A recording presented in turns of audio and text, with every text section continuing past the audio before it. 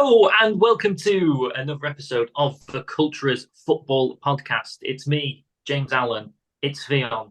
It's Michael. And today we are joined by actor, writer, all-round good bloke, Instagrammer, TikToker, and Chelsea fan, Paul Longley. Hi there. To give you your proper Stamford Bridge welcome. Longley! Sorry, I can't whistle. Longley. I can't whistle. That's two Chelsea songs out of the way. Oh, one chant. Yeah. If you can imagine a sort of copyright-free version of Harry J. All Stars there. They were going to go for three, but they thought it was one step beyond. Very nice. Yeah. It's lovely. And now we're cooking. Thank you. Dad's here. So much Very for joining nice. me. Looking rather resplendent in a Chelsea Panini sticker jumper there. Yeah. For the people listening at home, it looks brilliant. For those watching on YouTube, they can see how ridiculous I look.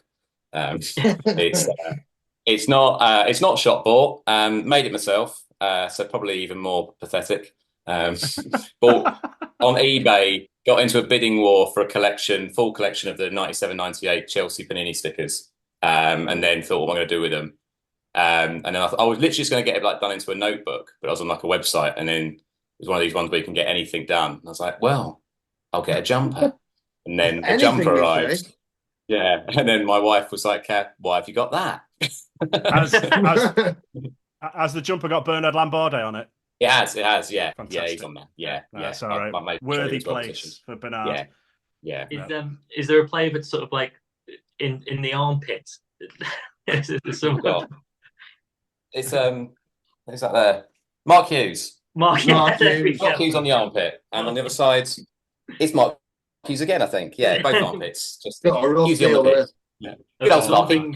Absorbing not only the attack but also the perspirants. It's a fantastic story.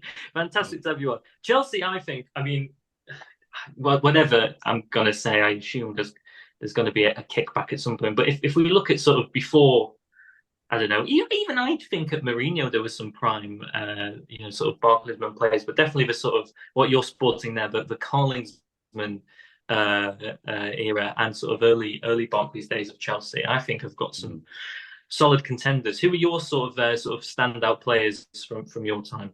Well, my main one, I was trying to find a shirt today. My first player I had on the back of my shirt was Mario Melchior. Favourite of the pod. Old Super Mario. What a player. I absolutely adored him. I met him once at the training ground and asked for his autograph, and he was really surprised that someone wanted his signature. It just sort of broke my heart a little bit, because it's sort of like, you are an international superstar, man. People forget how good Melchior was. He was brilliant. Yeah, it really annoys me that he didn't just stay for an extra season, because when Mourinho came in, he did an absolute clear out, and he was one of the ones that went that summer. If he just stayed one extra year, he'd have won. Even just a backup would have won the league, which is sort of like he deserved that. He deserved something. He was too good. He'd be my favourite, I think, from that era. Or Graham Lasseau before that, for going Carlingsman. I used to go to the hairdressers and ask for Graham Lasseau's haircut. Most people. Is that when he had the fringe? The head with the fringe sticking up. Yeah. Most people having David Beckham at my school. Not me. Graham Lasseau, please. A man of taste. Yeah, as you were reading The Guardian, waiting to get your haircut. Yeah. And a real dislike for Robbie Fowler back then, of course. Yes. Oh God. Yeah. Although I am googling Graham Lasseau, born in Jersey. So there you go. Channel Islands Ultras, Laetitia Lasseau. That's pretty much it. Yeah. I did read an amazing stat about another potential Chelsea Barclaysman, but it's not, because he's won the Champions League and everything. But Balletti. He definitely is as well. Sorry, go on. He's the hardest answer on my football question that gets brought out in kitchens at 5 a.m. I think it's 8 players who've won the Premier League, Champions League, and World Cup. Yeah, Balletti's one of them. That's good. Well, in one of the match magazines, on one of the funny articles it has on there, I think it's from about 2011. It says he had his ringtone on his phone was his baby crying. That's got to be the strangest bit of football trivia knowledge about a footballer. Yeah. But yeah, he's set his ringtone as his baby crying. What I really like about him is, because he scored the winner in the Champions League final, is that I think once every 3 months he reposts a picture of him celebrating the goal. That's great. And too right you should, mate. Absolutely. Yeah. Like, don't be humble. Just keep sharing that. As in, remember when I did this? I love that when people say like, oh, you know, it should be like arrogance or something, or over something like that, like that a player does or whatever, or you know, any kind of famous person. But he scored the winner in the Champions League. I think I put it up every day. Yeah, I don't think anyone's closed back on yet. No, a team with Eto'o and Ronaldinho, and people wondering who's going to score the winner, and it's Belletti. Absolutely, yeah. No, you'd milk that forever. I don't know if that's a symbol of my narcissism as well, but. Were your sort of kind of like first experiences at Stamford Bridge around that time in like sort of 97, 98? Yeah, my first game would have been like Cup Winners' Cup, like Helsingborgs and the Cup Winners' Cup. Wow.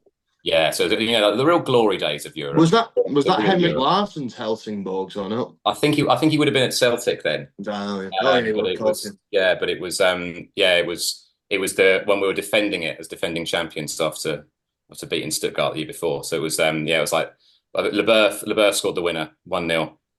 Remember it fondly. A worm burner of a free kick.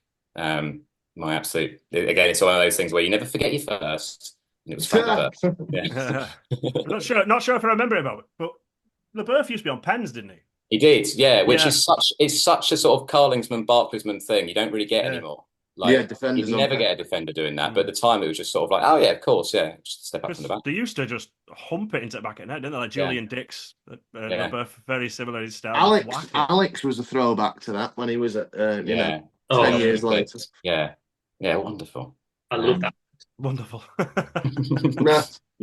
It kind of feels like there are sort of two. I don't know how to like define Chelsea, because like, even like I said before, even sort of after Mourinho came in and Abramovich came in, and they did win the league twice in a row, it still feels like there's still Barclaysmen within the team. Like I count Michael Essien as a Barclaysman. Yeah, I think that's it. The first few years, it always seemed like, because you still had like Johnson, Lampard, John Terry. Those sort of guys knocking about. So it still felt a little bit like you try and cling on to it as much as you could, but they signed a couple as well. They didn't like Salomon Kalou. Salomon Kalou. Ramirez, you could potentially class in that. Even we had a few shouts for him semi-final. Yeah, they had a good few awful squad players, so like Claudio Pizarro, who then left and then went on to then be an absolute like constantly at Bayern Munich winning things, but like in his one season at Chelsea. It's absolutely That happened with a few strikers at the time, didn't it? Crespo, Shevchenko, Shevchenko. Yeah. Torres. Time for decent money as well. Chelsea. Arguably, Drogba didn't get as many goals as people think he did. No, he really didn't. He just scored in the big games. But in terms of that, I think there's a stat that Nicholas Jackson outscored Drogba in all but 2 seasons last year. Like you wouldn't think that Nicholas Jackson had a good campaign last season. But other than the 2 times that Drogba won the Golden Boot, Nicholas Jackson outscored him. Was it 2 or just 3 times he broke 10 goals? Was it something like that? I think it was like literally 3 times. Yeah. He still managed 100 goals. He's only got 5. I think he's got 100. But like to appearances though, Yakubu's only 5 behind it. It's not all about if we're talking XG ratios, you know.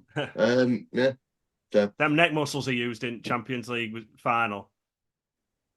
Yeah. Deirdre Barlow. Yeah. Shit near post corner. Somehow he bent his neck around it. Yeah.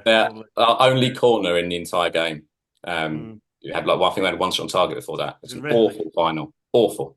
Okay. Wow. I remember where I was when that went in. Weirdly, because it was, you know, when you're kids and you just hang around like the pizzeria, the local takeaway. Yes, of course. the local not like I didn't grow up in Italy, but Yeah, we Hulkenbrook Pizzeria. I remember watching it on the telly. They had one of them fly catchers that had like that full of flies. Used to what? In between watching flies get zapped. Drogba scored a beautiful header. I've got another 3 quick Barclaysmen from Chelsea to chuck at you, which I think even you might have forgot of. The first one is Kike De Lucas. Oh, that was going to be my my one I was going to mention later on. No, it wasn't. He's my absolute the name that no one remembers. He was. The reason I came across him is because he retired in 2014. Well, he didn't retire. He left Hercules in Spain and signed for Biggleswade Town in Bedfordshire. Yeah. He was. He was the only signing we made in the summer when it was announced that we were skins. He was the only signing. And he was on loan, and then I think we like kicked him out basically, and he was trying to sue Chelsea for years because we basically no, we don't want to keep you. And when like Mourinho and Abramovich come in with all the money, and I think there was technically like an option to buy or an obligation to buy, and now like no, we're not buying Kike De Lucas. And then for years he was like trying to sue Chelsea for loss of earnings and sort of, well, you were shit, mate. All right. One of the others is astounding. He only made 2 appearances for Chelsea, but he won a League Cup and he won the Premier League. Is it Yuri Yarashik? No, Lenny Pidgley. Yeah. And then the keeper, hands straight on the trophy. Surely, yeah. Absolutely, yeah. But Singler style. Yeah. The third one is Mario Stanic, who is now the assistant manager at Shakhtar. Is he? Yeah. Oh. Yeah, I mean that's the best Chelsea goal I've ever seen live was his goal. His debut against West Ham. I don't know if you remember. He came to him and he was basically just past him. And he just started doing keepy uppies and then just whacked it in. And it was a real thing where we thought, oh, we've got a player on our hands here, and boy, did we not. Gustavo Poyet did something similar on his debut, didn't he? Or one of his first. In Sunderland, yeah. I mean, it was his debut, but it was first game of the season. He won like goal of the season on the opening day of the season. I think. Yeah. You weren't at the game where. Oh no, it was an away game. But I mentioned Jose Bosingwa, a man who I absolutely despise, because he shunted. Oh, he kicked the Yossi Benayoun. Oh, the arse. That's the best. The small of the back, and then got the free kick. He was a very unpopular man at Chelsea, was Jose Bosingwa. Well, I'm speaking on behalf of all Chelsea fans. It's my own personal opinion. I just found him utterly irritating. And then when he put his hands on the trophy ahead of like the captain lifting it, I was like, get off, mate. You were in this match. Was he one of Mourinho's Porto lot that came over, was he?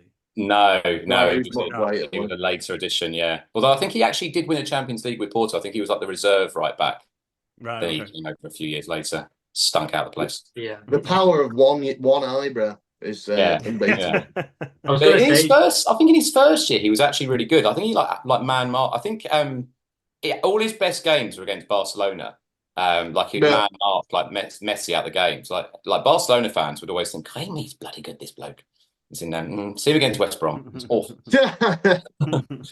I always look back on those, like as a Liverpool fan, like the kind of Mourinho v Benitez era. And as a kid, I was like, "Oh, God, they've got to play Chelsea." But I look back on them now quite fondly in terms of like, since starting this podcast, like just seeing the players crop up and like the sort of aesthetic and the match highlights. I mean, Jermaine Pennant's goal, the chest down volley, is a favourite of mine.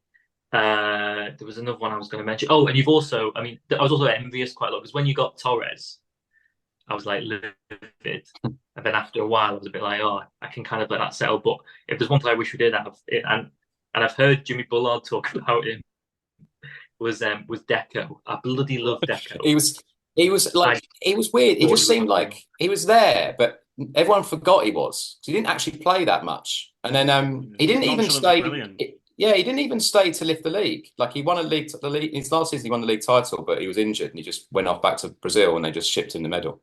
Like he was like, we weren't asked. Like he'd start every season. He was like the reversed Gronkiar. Gronkiar would always start a season poorly and then finish every campaign scoring well, and everyone would think next year's his year. And then Deco was the opposite. He'd start every season like absolute, like just like unbelievable, world class. And then by October, you think, gets a bit colder. Gronkar's a proper a Barclaysman, just mainly for sort of bringing about the Mourinho era in itself. Yeah. With one. You think about, was it Newcastle they were going? Abramovich was going to go for. It was whoever was going to get in Spurs. the Champions League. It was Spurs. It was looking at Spurs. Yeah, but then it was it's a weird little fact. So I'm a nerd for this sort of stuff. He always gets credited with the goal that sort of brought in Mourinho, Abramovich. But we only needed a draw in that match, so Desai's equalising header was actually enough. No. Yeah, it's just, it was icing on the cake. Yeah, and again, a classic Gronkiar fashion was absolutely a cross, and he slipped and then scored from it. Like, I think what we loved about him at the time was there was loads of players like him where he was lightning quick but couldn't cross the ball to save his life. Like, we had all these players that could, they were just almost, they were nearly all right. Like, they were nearly world class. Like, sort of like that was Chelsea, wasn't it? Up until Mourinho. Because my entire childhood, I'm 10 years older than these boys, it was Chelsea and also ran. You know what I mean? Yeah. And then it started coming in. They got the Vialli era, and it started with Hullet, really, didn't it?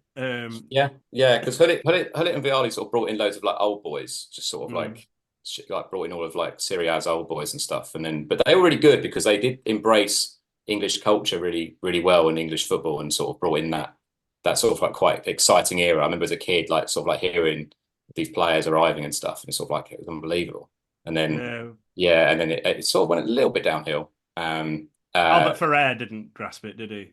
No, he wasn't quite. He was just sort of more like it was quite ugly. So, he's legendary Barcelona, isn't he? Yeah. Reminded me, Mike. You just reminded me there. The Barclaysman that did come with Mourinho, Paulo Ferreira. What a player! Yeah, really great. You were understated, very understated. For players who can't cross as well, like nowadays, that wouldn't stop you being a winger in the inside forward era of shite. Can't cross. Nobody crosses the ball anymore anyway. So there you go. You were Fly Emirates before Fly Emirates was cool. Yeah, we were the original. One of my favourite, and I think he's a Barclaysman, despite being outstanding, was Joe Cole. I think someone who we did dirty at Liverpool. I remember when he went to Lille, Sky did a document. I might have mentioned this before on a previous episode, but Sky did a documentary on him, like Joe Cole, a year in Lille, and he absolutely loved it. Like, oh yeah, the fans all loved you, man. They sing "Hey Jude," but they say Joe Cole instead.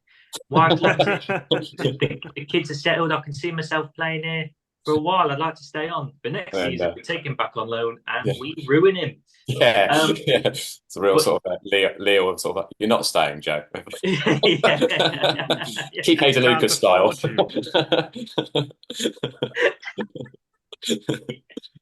And of course, one of James's favourite moments in football was against Chelsea, and that was Iago Aspas's corner. Oh, what was that like from a Chelsea perspective? That game, Iago Aspas corner and the Gerrard slip in the same game. Mourinho in a gilet recovering from flu as well, running down the line. That game sits with real sort of unlike a lot of Chelsea fans, it's a real bad taste in my mouth, because as much as Mourinho claims otherwise now, he went hell for leather in that game. We had loads of injuries and we had a Champions League semi-final against Atletico in the week. Like, we weren't going to win the league, we weren't going to do anything. And he went full strength in that team, and really went out like to win it. And it's sort of like annoying because we then got thrashed by Atletico like a few days later. And it absolutely killed us. It's like, well, you got your own back. And Chelsea got the fourth song for the next 15 years, didn't they? Well, I mean, purely born out of the fact that we're still not over the fact that Gerrard didn't want to sign for us. No one will admit it, but that's exactly what it was. Yeah. It's like Romeo and Juliet, Gerrard and Lampard. They couldn't be together. No. Before we move on to the main section, but I've completely forgot what I was going to say now. That's great, isn't it?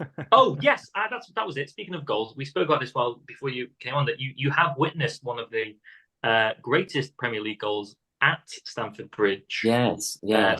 Unfortunately, not for Chelsea, but for Newcastle. It was, yeah. The best goal I've ever seen was scored by Papi Cisse. Oh, wow. What a goal. It's very rare that the best goal you've ever seen live is the one that's scored against you. Yeah, like you I still think there's a lot of fluke in that goal. Nah, but I mean, he just sliced it towards a goal, didn't he? He didn't know where it was going or what it was doing. He just what he did do, which is important. He took a chance, which is Any wonder goal that's scored is like you've got to not look surprised. You've got to go, I meant that. The celebration, he owned that. So you've got to give him that. That was the year I think Pardew's Newcastle came fifth, and then they went to the Europa League or something. The year. Oh yeah, they give him an 8-year contract. Pardew an 8 year. It only ran out. I think it only ran out like it ran out in like the COVID season. Wow.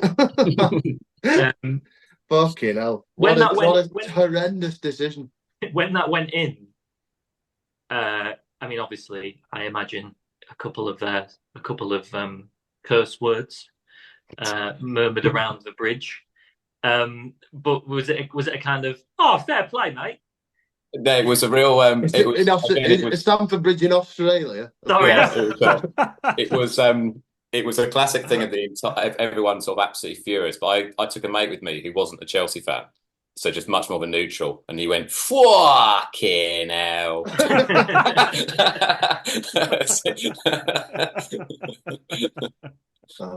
why I sort of remember most of it. That commentary, I almost forget. My brain sort of remembers that as the commentary of the game, as in like, so when I watch it live, I almost imagine the commentator be like, "Cisse, fucking hell." That would have been so much better than the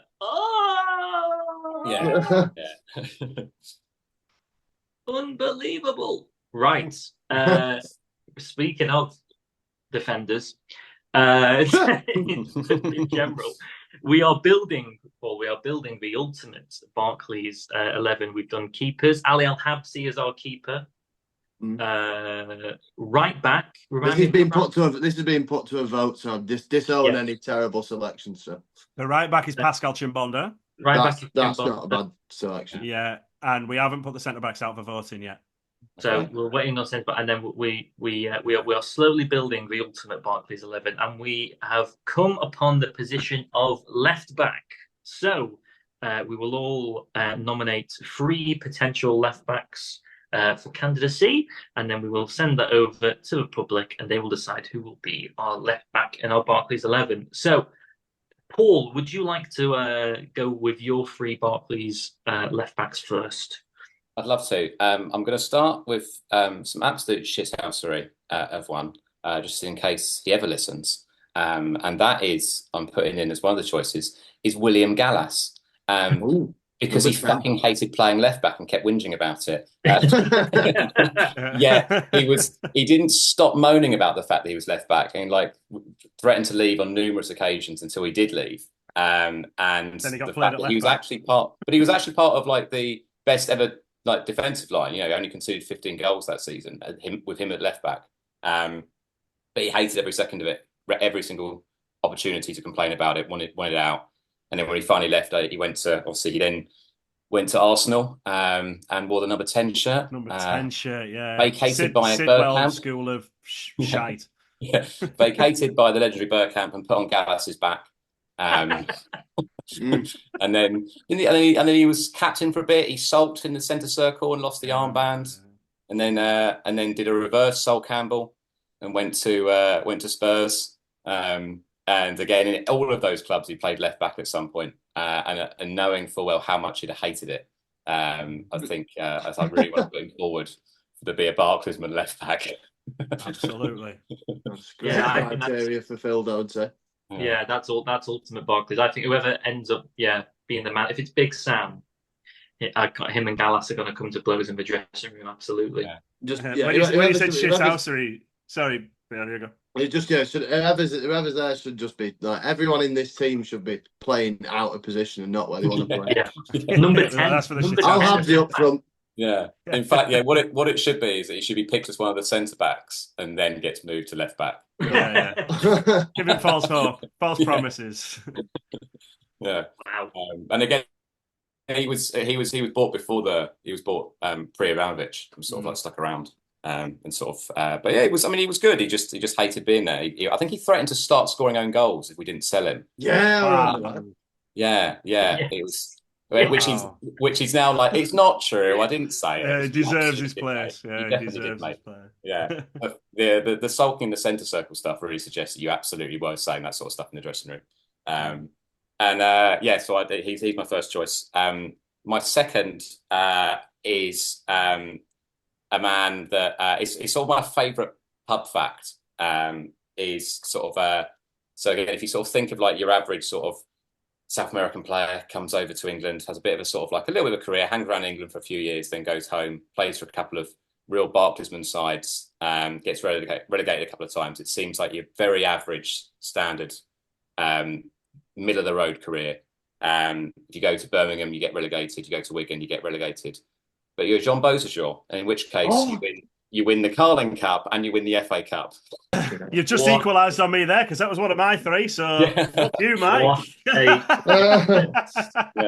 So it's Jean Beausejour. He's who I've gone for. He didn't play for Chelsea. What am I talking about? No. I think he played for Chelsea, but he played fucking what? I remember that was like there's one Wigan fan at our high school, and like it's sort of, I don't know, like this kind of very weird people. This is the level we're talking at. People like the level of awe we had for these players. You'd got like people would go up to him and go, "How do you pronounce Beausejour's name?" But no. Yeah. Beausejour. I saw a really interesting story on Jean Beausejour, which is so there's two, but I'll leave it just in case you have it in your locker there, Paul, for any stats. But it says on his Wikipedia that in part of a radio program called Los Tenores, Jean stated that Kevin Beausejour, a Canadian boxer who competed at the 2023 Pan American Games, is his cousin, son of his Haitian aunt, Evian. However, Kevin stated not knowing Jean at all, realising it was a joke.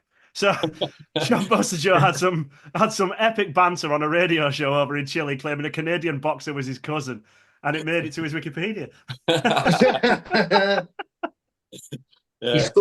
He's got a semi-decent goal against Australia in the World Cup as well for Chile. I don't know if well, that's actually my second stat about Jean Beausejour in my book of Jean Beausejour. He's the only ever Chilean to score in 2 World Cups. Wow! Take that, Salas. He's had quite the career, but you look at him again. Two spells in English football where you think gets relegated both times. You think that's an absolute disaster, and then comes away with more trophies than Harry Kane by quite some way. It's incredible, really. Like to do both, to get both cups. I mean, what are the chance of that? That's like, a crazy one. Yeah, it's not like he's gone to, I don't know, he's gone to Man U and Liverpool or something. Yeah. He's gone to Birmingham and then Wigan. And they're both last gas winners as well. Probably the best winning goals, like the best because Ben Watson's was like 90, it was late on anyway, but like Birmingham's was last kick of the game, wasn't it? Yeah. And then whoever it is runs past Lauren Koscielny and I think not necessary. I think playing European football the following season whilst being a championship side is ultimate shithousery as well, because you're depriving the sort of 5th place team then, aren't you? Yeah, I remember tuning into Channel 5 in about October to watch a qualifier of Wigan, I think it was. It was just absolutely glorious seeing Wigan playing European football 6 weeks before the start of the season against some. Yeah. When I went to Slovenia on holiday last year and went to the Maribor club shop, which my wife loved, and we walked in and there's a big plaque of like. On this date, Wigan Athletic played Maribor. That's great. Just a big image of Franco De Santo. It's fantastic. Gallas, Beausejour, who's your third choice? My third, I'm torn between two, but I'm going to go with. I'm actually going to go with Kieran Gibbs. I'm going with Kieran Gibbs.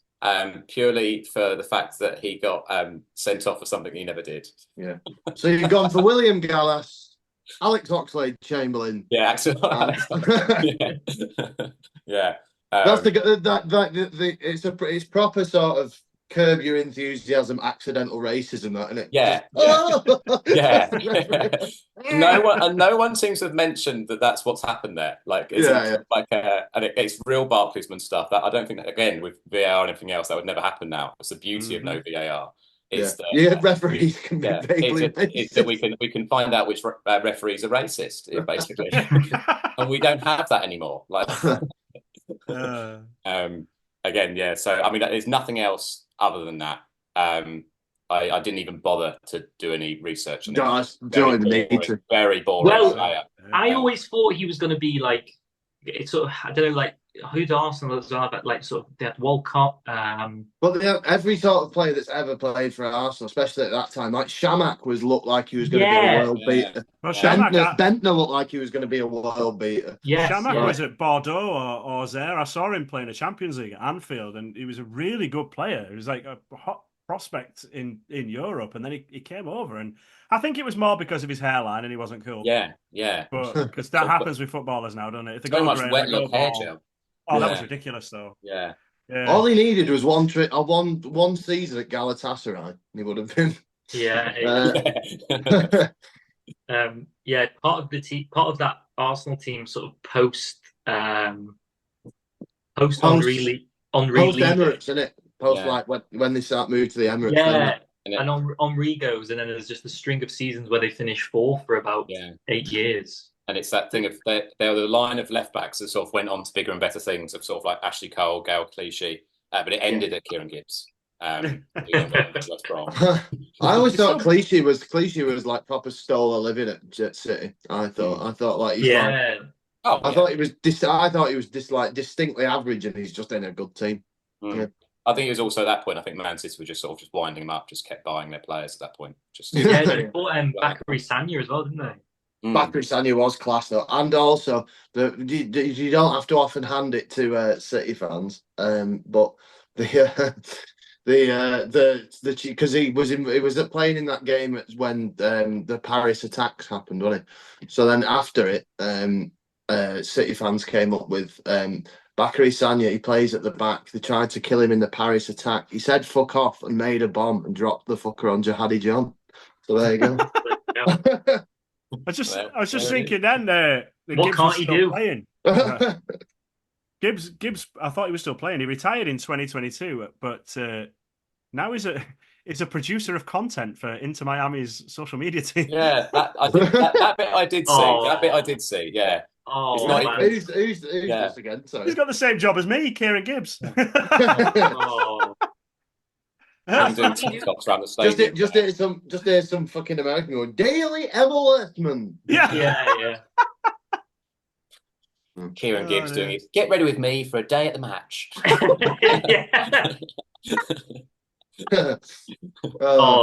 I'm putting my knuckle dusters on. I need to try away.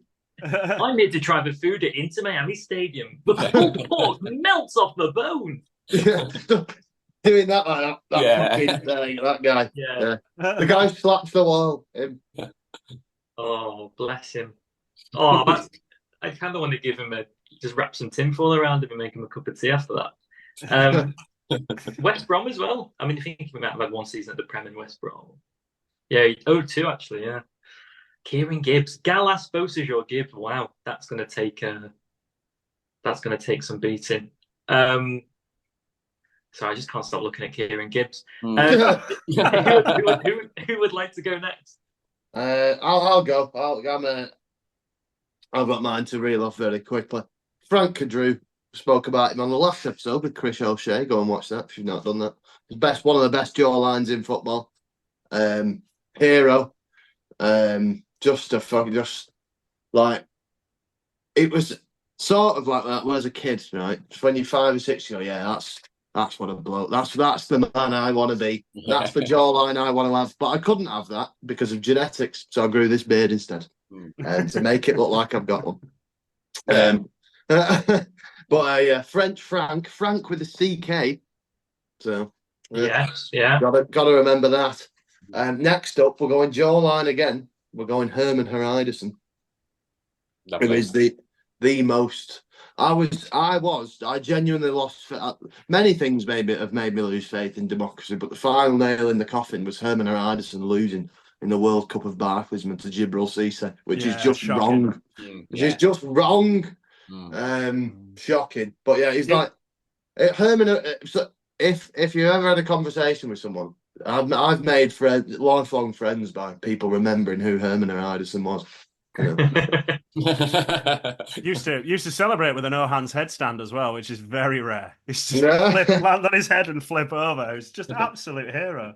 And I'm like before, like I don't know what it was like when you're when as a kid, like you see a player from somewhere weird that you've never heard of. Not weird, that Iceland's weird, but do you know what I mean? Somewhere that's not like France, Spain, alternative in a football sense. Yeah, and you go, ooh, Iceland, where's that? Let me find out. So Hreiderson was actually, I'm certain he classifies as a Carlingsman as well because of his time. Oh yeah, he does. And he's also manager of, I can't remember the team name. It's got like an Icelandic team names have like dead long names that they shorten to it sounds like a corporate like it just sounds like UK or something like that. Yeah, it just sounds like a filing cabinet company or something. He managed it in the second division of Iceland, and he got them relegated last year, and he's still the manager. So there's trust in the process there. Well, funny you mention that because he is from the Beausejour school of relegation. So, Crystal Palace 97-98. He plays all but one game for them. 37 caps. Gets relegated. They get relegated that year. Palace goes to Wimbledon 99-2000. They get relegated. Then goes to Ipswich. Gets relegated with them. Charlton relegated. And then Portsmouth relegated. 7-12 relegated. The big five. I think he is. I think he is the record. He is the record holder for most relegations. He must be. Yeah. You've got to think if you're Portsmouth, guys, come on. He was fucking class though. He just happened to play shit. He just happened to play. Beat the left backs was the best player in the team, and that's why they all went down. But it's like the reverse Kane. It's like you just got Hreiderson. Yeah, exactly. Going down. Who's your final one? And my final one, the palest man in the world, the twatter of free kicks himself, Jon Arne Riise. Yeah. I think a bit heavy Scandinavian bias, although Frank Cadry's not Scandinavian. But like what? Also, in my research for Fulham Daily Barclaysman, which is tomorrow, I remembered he's got a brother, Bjorn Helge, who plays for Fulham. And but like I always thought, like, around the Riise fucking Christmas family, whatever they eat, around the herring at Christmas. Like they can't have had, like, if you look at the honours bit on Wikipedia, Jon Arne Riise has won a Champions League, Bjorn Helge has won a championship. So there you go. Here's the thing of where Jon Arne Riise, wasn't there a thing where Jon Arne Riise was chased with? He was the one that was chased by Craig Bellamy with the golf club, the right old football. Yeah. What was that story? I'm not aware of that story. So, he was supposed to do the celebration in the new camp, isn't it? When they had the white and green kit on, and he ran off doing the golf. Yeah. And you can't really put the story into justice without going to listen to Craig Bellamy talking about it. But Paul, if you want to fill Fionn in on the, I can't quite remember all of it, so I'm going to do it terrible justice. But I think it was something like, wasn't it that Jon Arne Riise kept like faking injuries in training or something during like a winter camp, and he was really winding Craig Bellamy up. And then they were playing golf, and he just lost again. Craig Bellamy lost his temper and started chasing him and tried to whack him with a golf club. Yeah. That's basically the end of it. And then I'll do a celebration about it. Craig Bellamy does look like the kind of guy who chases you around with a golf club, to be fair. I love pretty much shithoused every club, didn't he? I watched his I watched his debut for Blackburn the other day when he had his long blonde hair. And you just think, because Blackburn at the time, they didn't have that many good players. It was pre-Gams Pedersen.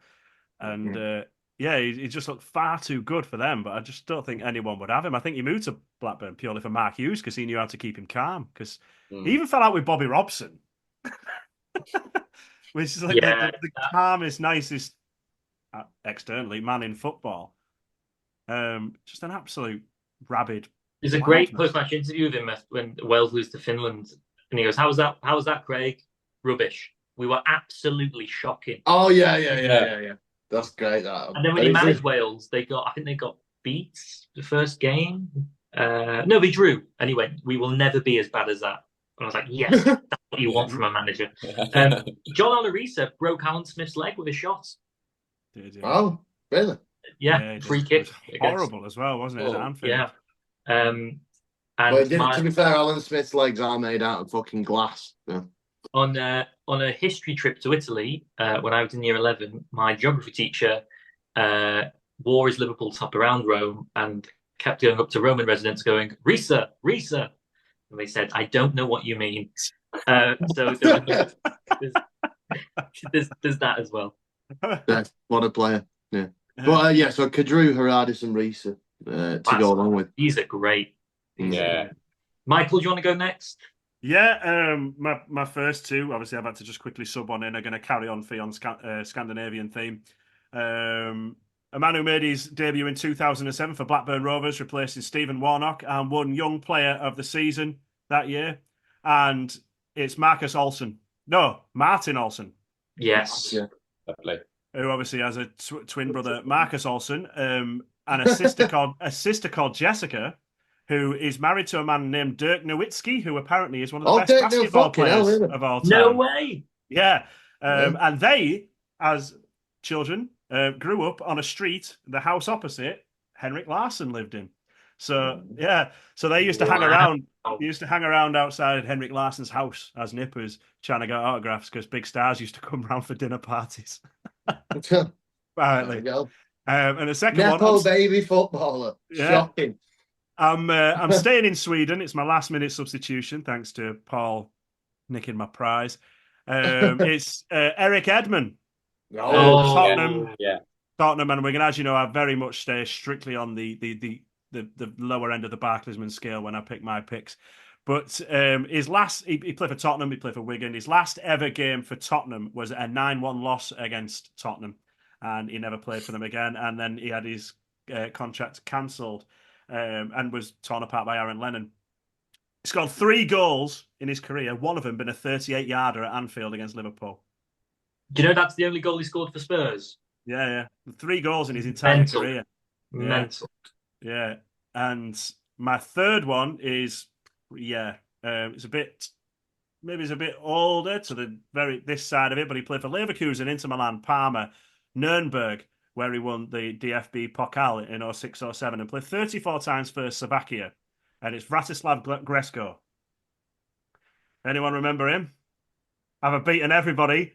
You don't remember Vratislav Gresko? This is phenomenal news, right? So he played for Inter Milan, and he made a massive error at Inter Milan, which cost him the league title against Lazio. So the fans forced the club to sell him and get rid of him quick because he was going to get hounded out of Milan. So they sent him on loan to Blackburn, and that's where he had his Barclaysman spell. Is this the person that he went and he didn't play? Is it that one? Yeah, he was hounded by injuries and stuff like that for a few years. Yeah, but he signed for Blackburn after the loan spell, but then I think he got very many injuries. But I think I've stumped all 3 in here. So if anybody didn't remember Vratislav Gresko, pop it in the comments. There we go. Go in it. Yeah. Fantastic. Also, like in the one I was doing today on Everton on Lee Ty, upon googling these players, right, you find if these are right back, so he doesn't really count. But you find out that I thought he played every fucking week for Everton for 10 me years. too. I never played. He only played 30 times, and 2, he's doing a life sentence for corruption in China, for bribing the football, for bribing the FA. I'm pretty certain it's something he was embroiled in, though, and not done himself, and he just had to accept. Chairman G is never wrong. And catch us on TikTok at the Cultras Pod. Well, I had that with Deco. I put my foot in it with Deco about I remember him being really, and he played 43 times for Chelsea for 2 years. So I may have to rescind my Deco Gresko played 40 games. Comments, James. Yeah, Gresco played 40 games for Blackburn between 2002 and 2006. And then the season after he left, he won the Cup in Germany. Oh. Yeah. But then he went on from 2011 to 2015, played 118 games for ZP Sport Podbrezova. Oh, of course. Yeah, that's an away day if you're watching, guys. You got some hospitality boxes. If there's a Podbrezova, don't have a podcast called Podbrezova. Yeah, they have to.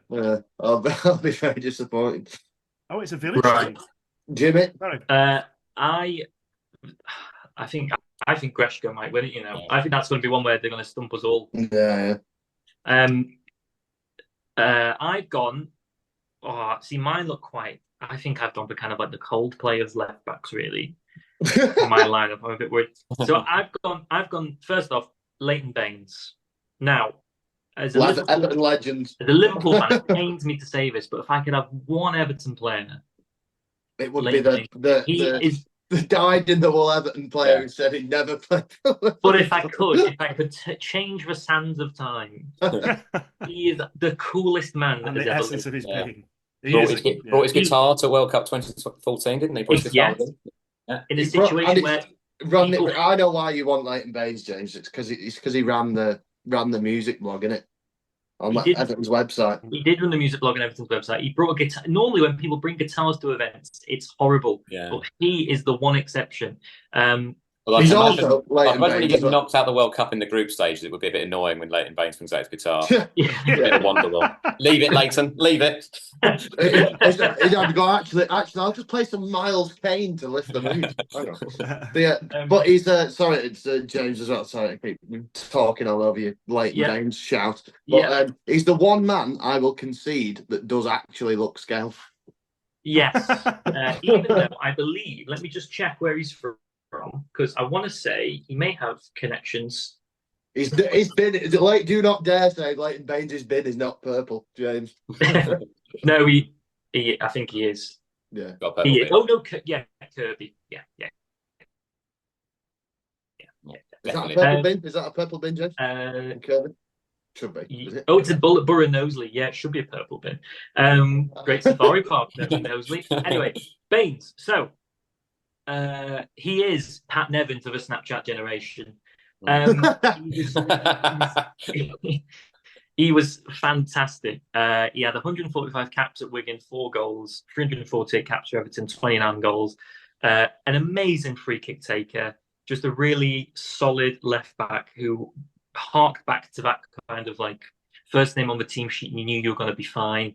A bit like when I used to see Steve Finnan on the team sheet, like, right, we're going to be fine. Do you know what I mean? Like, he offered you a lot of comfort, a hark back to the kind of 80s, sort of early 90s left back. Just an all-round classy footballer. And he lives in West Kirby. And I've tried to go there and see if he's there. But fucking hell. He hadn't appeared, along with the guitarist of the Coral, who I have met. So by proxy, we're friends. Yeah, I just think he's fantastic. I think he deserved more at England as well. I think he would have been amazing. I think he should have gone to maybe World Cup 2010 or I think he was in Euro 2012, but I can't remember if he played. Is the 2000s football answer to David Batty as well, because it's not very well known, but he absolutely hates football. He absolutely hates it. Yeah, it's his job. I think a few Evertonians have sort of picked him to be like.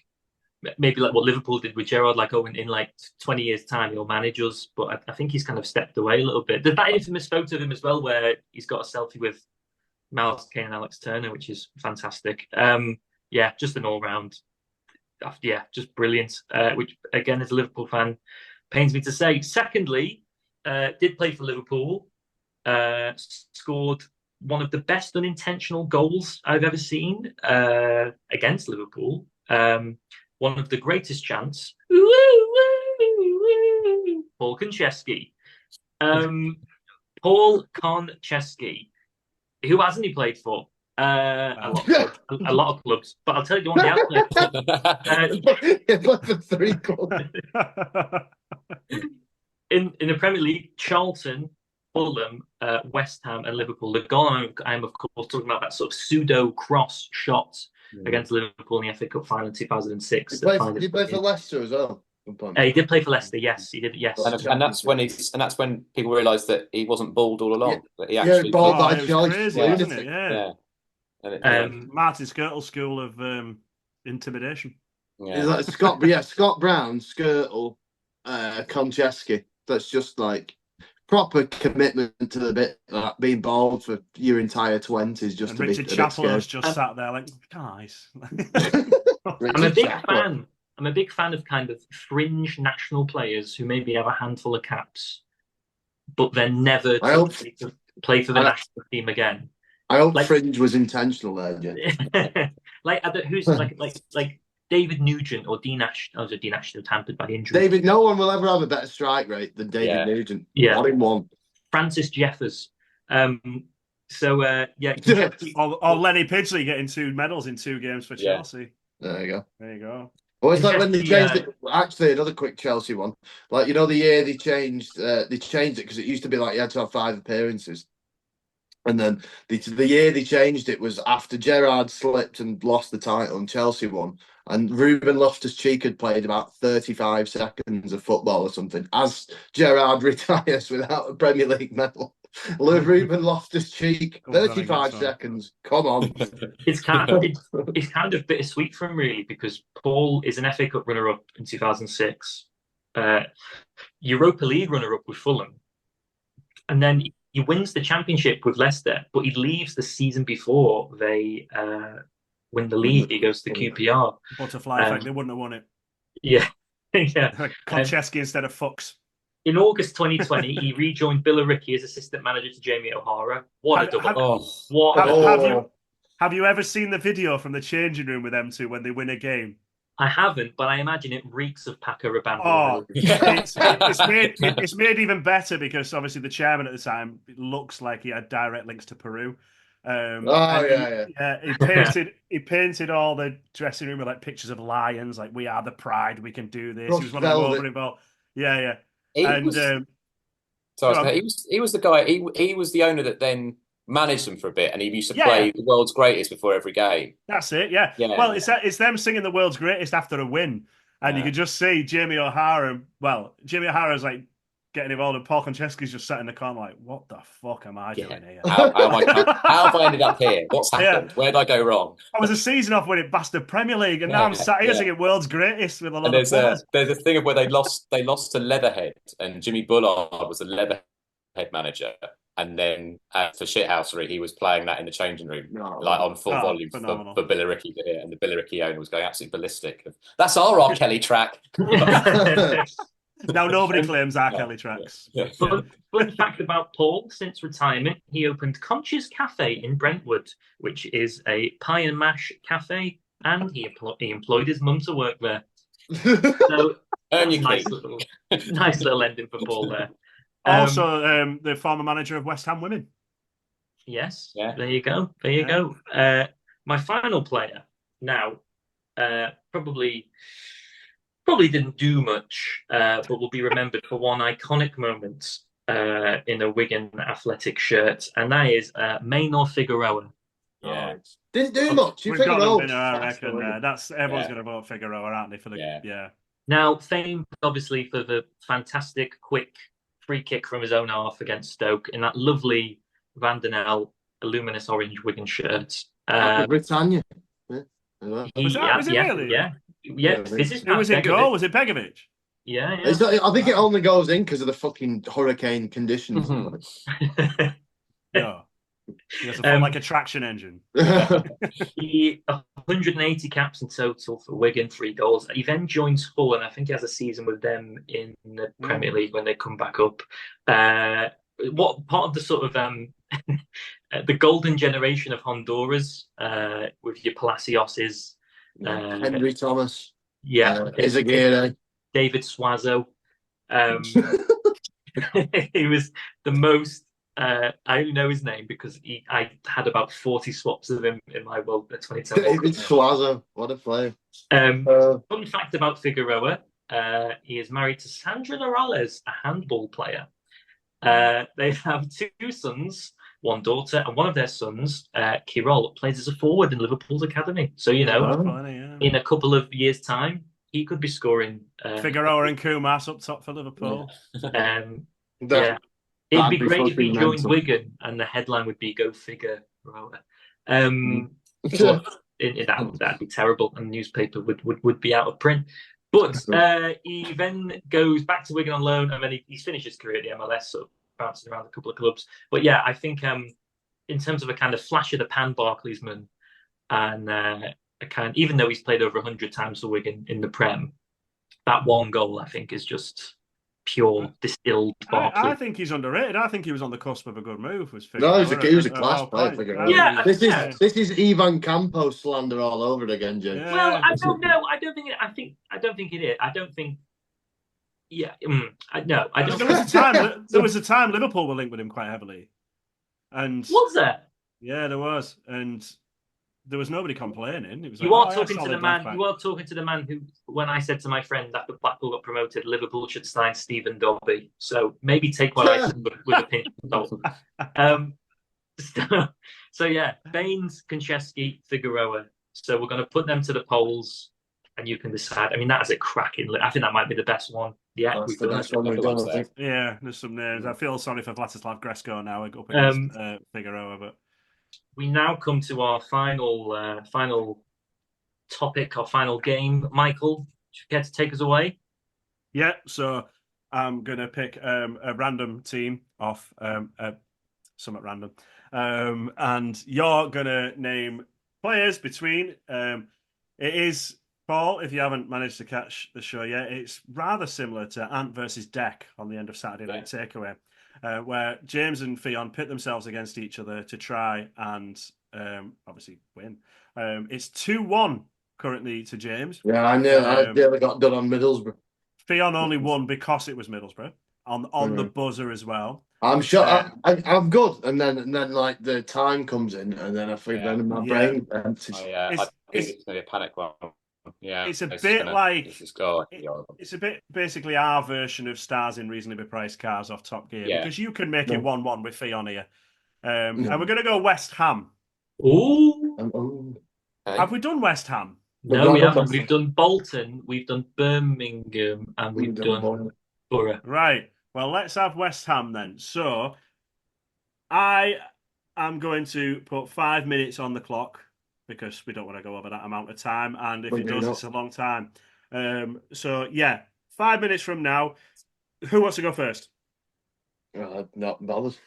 Paul, these can be any players that have played for them, even in the 90s. Like, don't chuck us a player that played in the 60s as if we were going to know him. Any players, 90s till now, yeah. So, 3, 2, 1, go. Paul, if you'd like to go first. We'll start nice and easy with Paolo Di Canio. He's about this tall, and he plays over there. Julian Dix. Frederick Pickion. Bobby Zamora. Frederick Canute. Or Konchesky, said him before. Scott Parker. Ooh. Tal Ben Seriously, everyone's taking this as well. This is phenomenal. Carlos Tevez. Nice easy one for me then. Mascherano. Yeah. Yossi Benayoun. Dean Ashton. Paul Konchesky. No, I like Paul Konchesky. Well, we've had Konchesky. Sorry, I was not listening. In which case, I'm going to go for David James. Oh. Lionel Scaloni. Oh. Lionel James, like calling Lionel Messi. Oh, we got Lionel Messi cleaning the boots.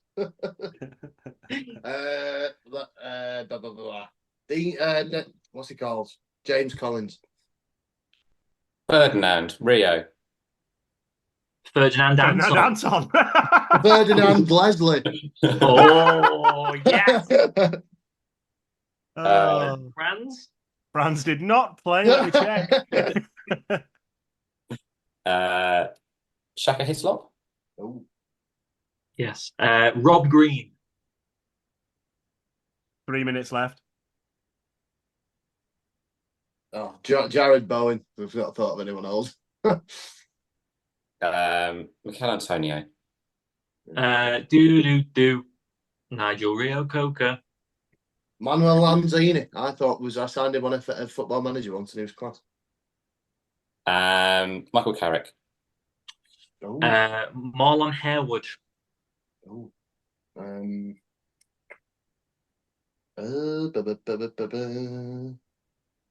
Kurt Zuma. Very nice. Very nice. Frank Lampard. Lewis Boamorte. Joe Cole. Oh, firing him off. Mido. Mido played for West Ham? I've nodded my head along there. I think he signed. I think it was the there was a thing about him on £1,000 a week in 2010. He tried to buy. He did 2010, 9 games in between loan spells at Zamalek and Ajax before another spell at Zamalek, and then he went to Barnsley for 1 game. Jim. I apologise, Paul. Craig Bellamy. Should have thought about that in the time I had to, Jussi Jääskeläinen, of course. Oh, very nice, lovely. Lee Bowyer. Robbie Keane. I'm gonna have to do James Ward-Prowse. No, he doesn't. No, Mark Noble. Did he play for West Ham? Yeah, it was their last year. Yeah, he's on loan to Forest now. So I'll just give you 2. You can skip me next time. Kieran Dyer. Jermaine Defoe. Back to Paul because I did 2 in a row. Oh yeah, go on then. I'll let you off. You make the rules, Fionn. Yeah, I know. Tony Cottee. Oh, wow. The lovely Steve Lomas.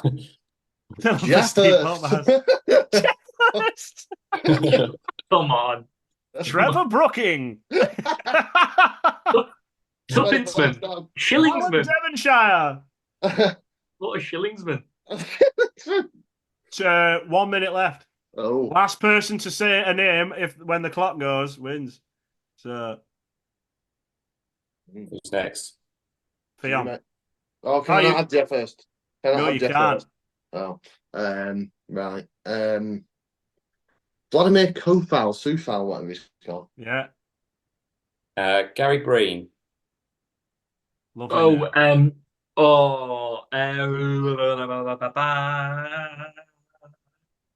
I was thinking of a player.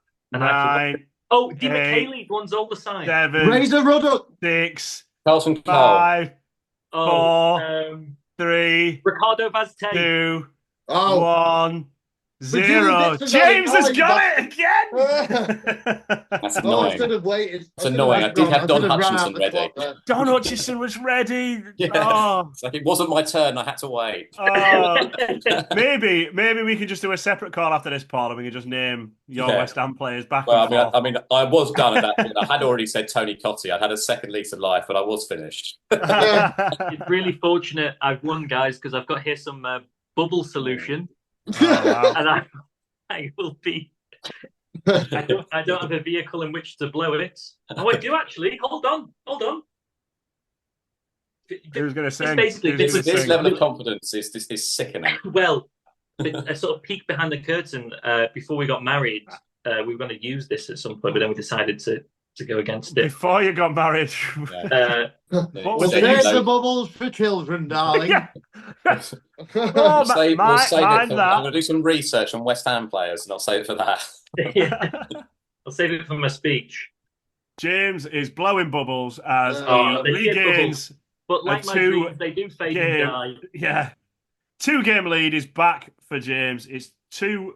Because I should have just waited till he said 1 second and just, why did I not do that? Yeah, I should have really dragged out Colton Cole. I needed a longer surname. There was some shithousery to involve.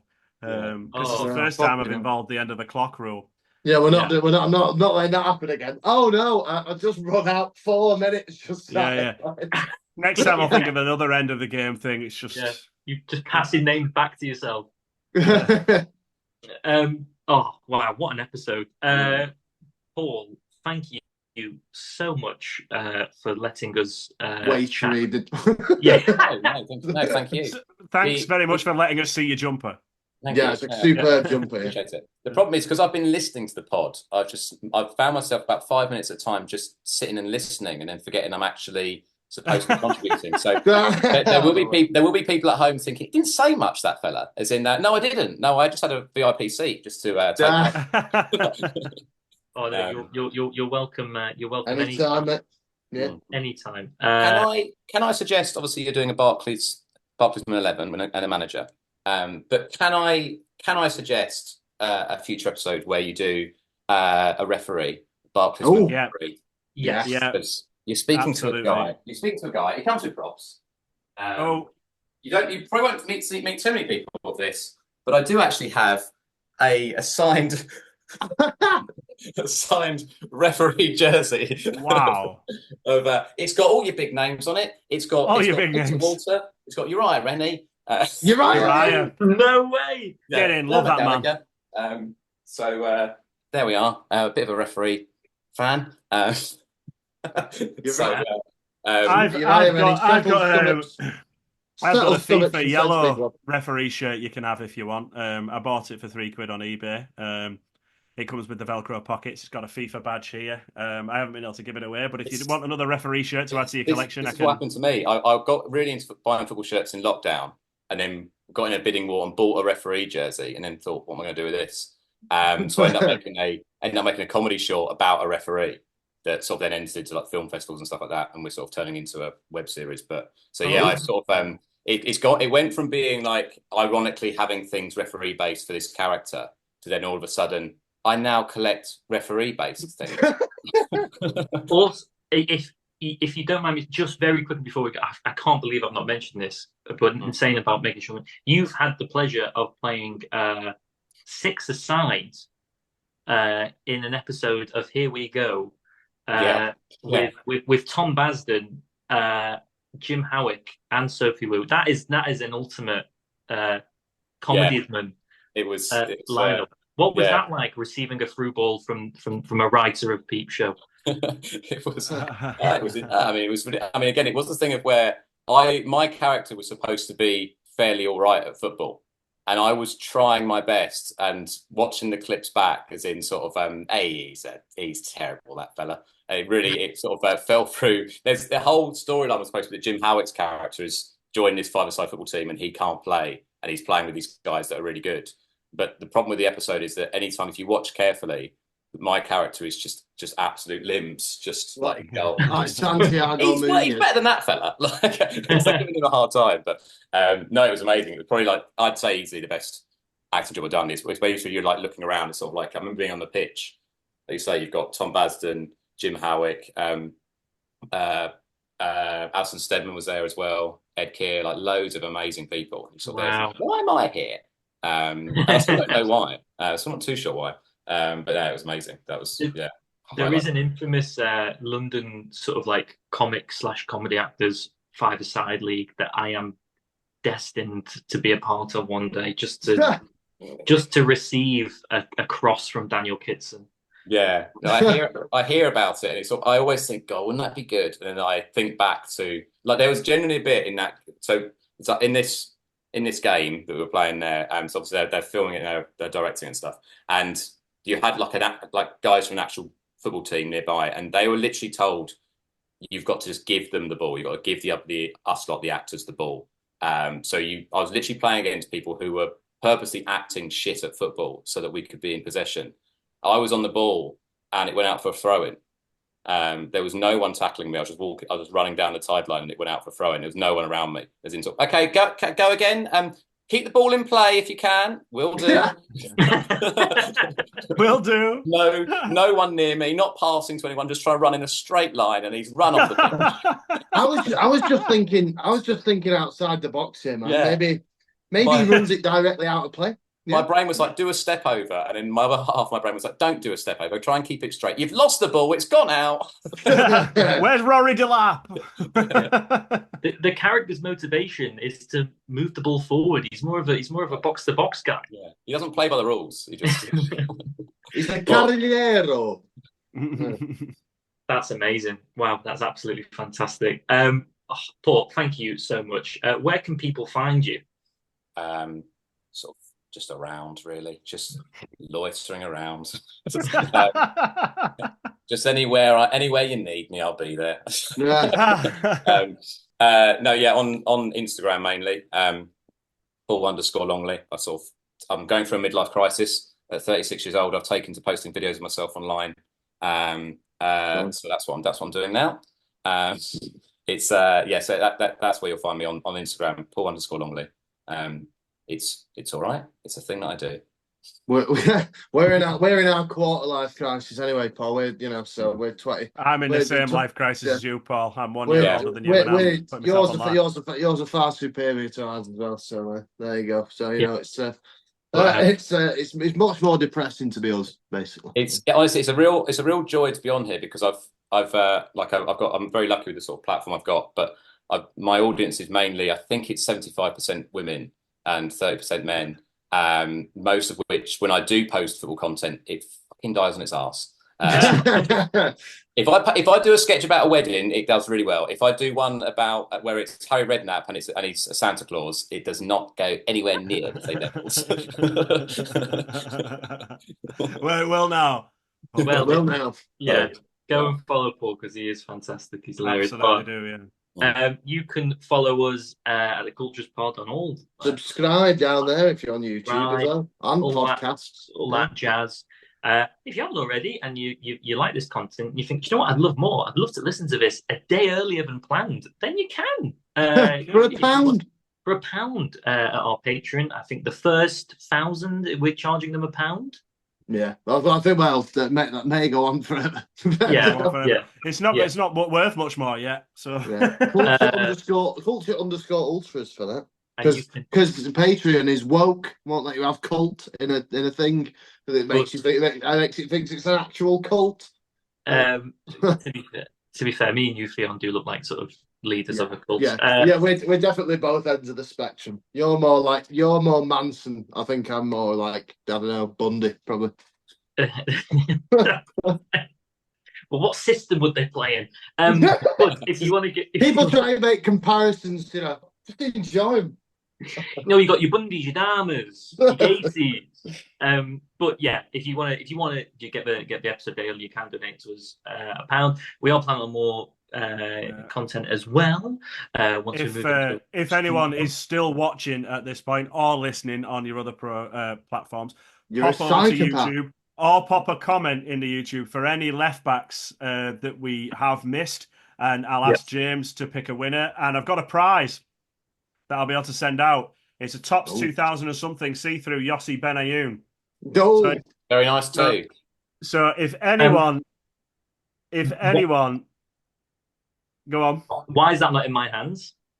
Because I have some more here, and I think I've got a better one for you there, Jim. Can't see that. Dennis Ramadan, that's fine. Dennis Ramadan. You can fuck off Ramadan, James. Yeah. No, you've got. Oh. Yeah, I don't. Yeah, James can have Stuart Downing after what he did to Aitor Karanka. Oh, you never forgive him. With Downing. So I've got Stilian Petrov and Ryan Giggs as well, Paul. If you want one, there's also a Wes Houlihan, a Hugo Rodriguez. I'll have Houlihan. I'm having Houlihan. There's the Rodriguez. It's an Authentics. Oh, that's lovely. Now that's a lovely classy number. Yeah, there's also there's a nanny. Pop them into the scanner and I'll make a tea towel out of them. Yeah. So if anyone can put a left back in there, James is going to pick a winner, and you can have a Yossi Benayoun card, which is genuine and see-through. And to carry that on, we've got some more prizes for next week. They're basically just cards I've bought online. Lovely stuff. Thank you so much, Paul, again, and thank you guys for listening.